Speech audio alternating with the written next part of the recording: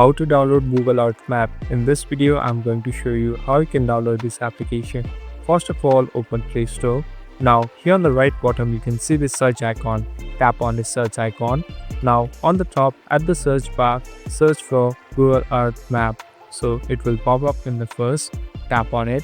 Make sure that this is the right application. You can verify it by seeing this logo and seeing the company's name, Google LLC. Now, simply tap on Install. So it will take some time and let's wait. So what is Google Earth? Google Earth is an extended form of Google Maps where it shows specific locations and has more details of locations. So it will be more helpful while opening Google Maps.